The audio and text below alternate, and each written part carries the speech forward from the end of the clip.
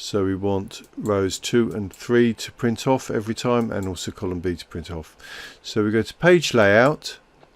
So under page layout, sheet options, there's a little arrow there, sheet page setup, which basically expands the sheet options box and gives you more options.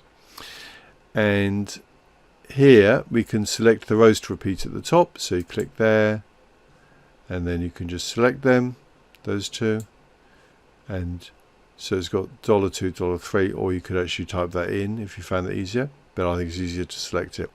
And now we want to select the column B, so just click there. Now just select somewhere in that column, and it's selected column B. We can also do things like add grid lines, we can make it black and white, etc. So let's click on OK.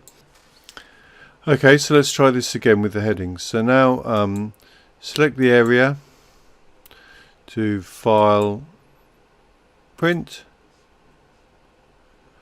and so this is page 4, and as you see it's just got Henry, Holly, so it's retaining it's printing off those rows on every page. So this is pretty perfect, and here we have the last. So every page basically has got everyone's name on, and it's got the months on, which is exactly what we want.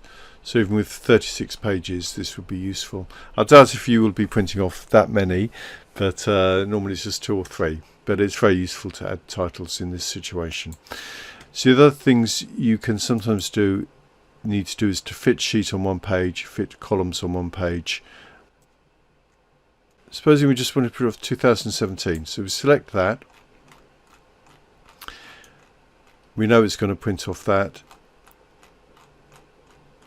and even though we've selected those, it doesn't print it off twice. It used to in earlier versions of Excel, but they've improved it now because they realise you would never want to print off those headings twice. So now do File, Print, and you can see it's January to July, but supposing we've decided we want all 12 months, then we click on Scaling, Fit all columns on one page, and there's got all columns on one page. Now and then it does 6 pages. That's obviously pretty small, so you'd probably want this one as landscape.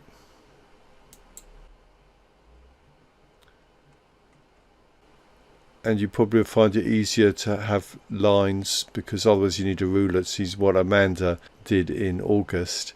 It's a bit hard to follow the lines across, so you'd probably want to page setup.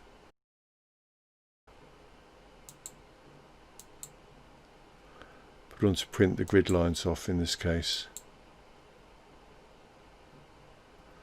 There, and that'll make it easier to read.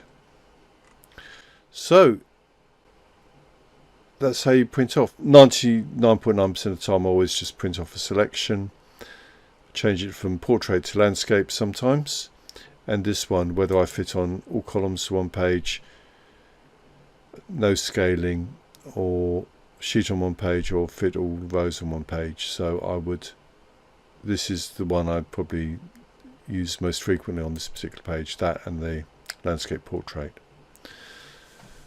Okay, so that's all for printing at the moment, so I hope you'll be a real printing whiz after this. It is quite a messy thing to work out if you don't know what you're doing.